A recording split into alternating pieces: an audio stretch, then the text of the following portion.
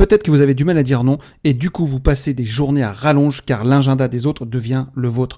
Et ça, ce n'est plus possible. Peut-être que dire non, en fait, c'est une souffrance pour vous. Peut-être que vous avez peur tout simplement de décevoir aussi ou peut-être pour d'autres raisons. De toute évidence, le résultat est le même. Ça vous fait perdre du temps et même peut-être plus que ça. On va donc apprendre à dire non sans culpabilité et pour se libérer du temps. Alors on verra pourquoi c'est important d'apprendre à dire non et quelles sont les alternatives que vous avez pour réussir à dire ce fameux NON. On voit ça tout de suite. Bienvenue dans OBT.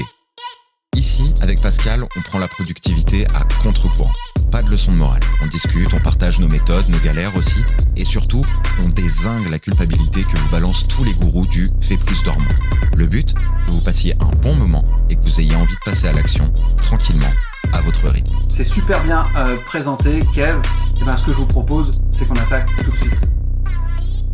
Bienvenue à tous, aujourd'hui c'est Pascal dans cet épisode solo du podcast OBT et on va voir comment apprendre à dire non sans culpabilité et également pour se libérer du temps. On va parler du non avec alternative pour refuser sans fermer la porte, on va parler aussi du non avec justification pour affirmer mais sans froisser et on verra le oui mais à des conditions, afin de reprendre le contrôle. Et aussi, on verra en bonus 5 phrases pour dire non sans culpabiliser. Donc, on va regarder vraiment aujourd'hui le non qui change tout. Pourquoi apprendre à dire non, c'est une compétence essentielle. Et les raisons aussi pour lesquelles on culpabilise et comment s'en libérer, comment vous entraîner à dire non, comment apprendre à dire non, c'est dire oui à soi-même.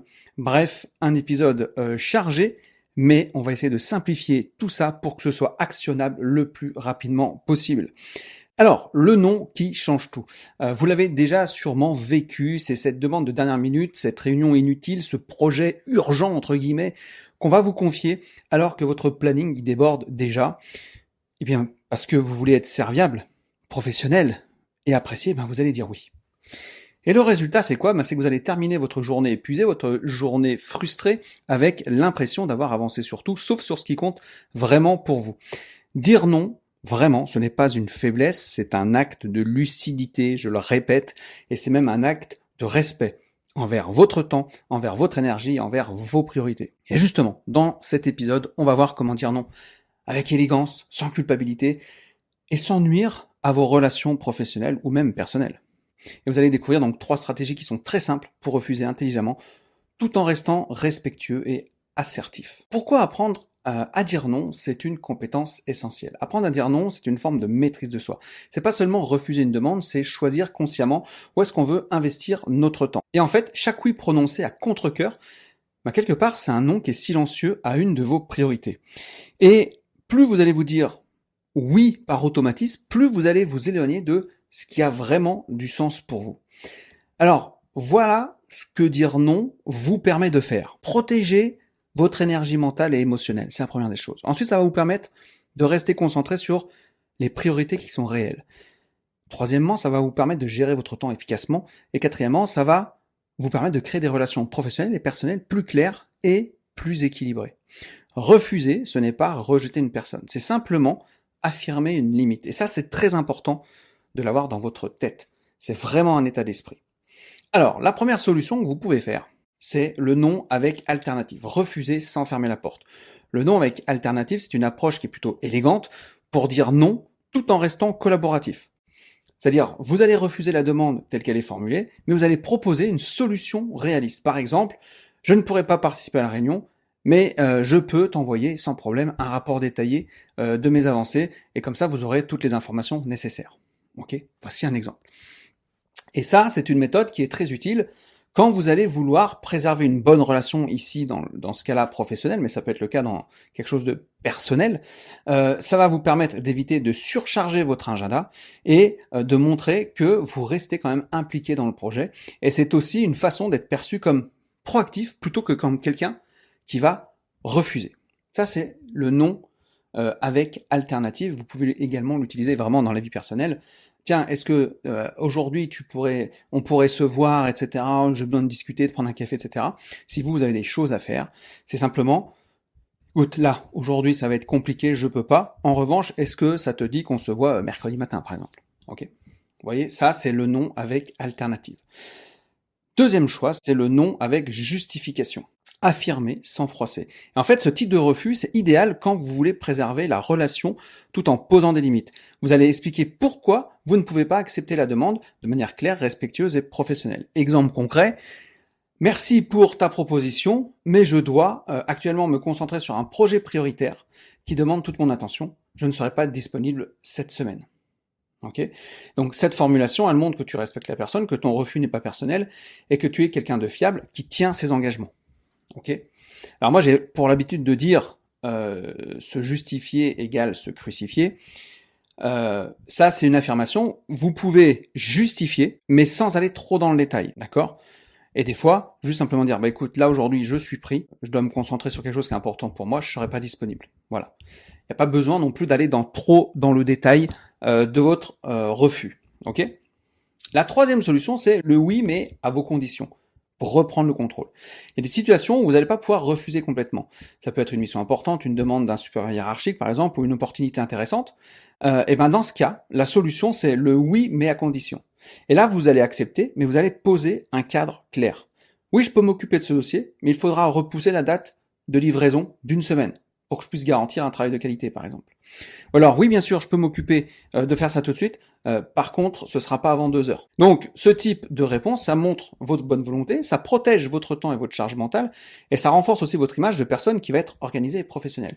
Et ça, vous pouvez également le transposer, évidemment, dans la vie personnelle. Tout ce que je dis là, et d'ailleurs, tout ce qu'on dit avec Kevin dans le podcast OBT, sur votre gestion du temps, sur la productivité, on va parler des fois professionnel, mais c'est tout à fait applicable dans la vie personnelle et inversement, évidemment.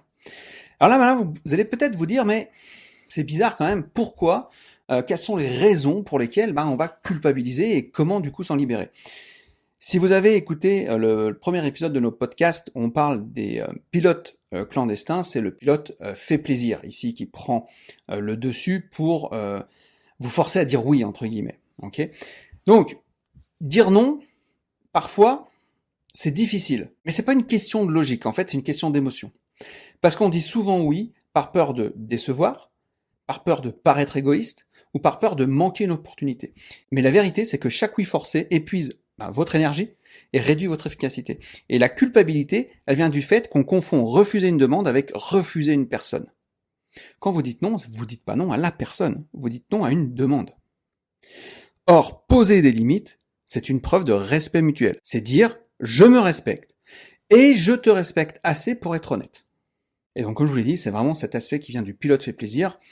Je vous laisse vraiment aller voir l'épisode qu'on a fait, l'épisode 1, qui parle de ces pilotes clandestins. Alors maintenant, comment vous allez vous entraîner à dire non ? Le but, c'est ça. C'est de sortir de cet épisode et de se dire, ok, maintenant, je vais mettre ça en place. Alors, dire non, évidemment, c'est une compétence qui se développe comme un muscle. Je vous donne quelques exemples en vrac pour vous entraîner. Premièrement, commencez petit. Entraînez-vous à refuser des petites choses.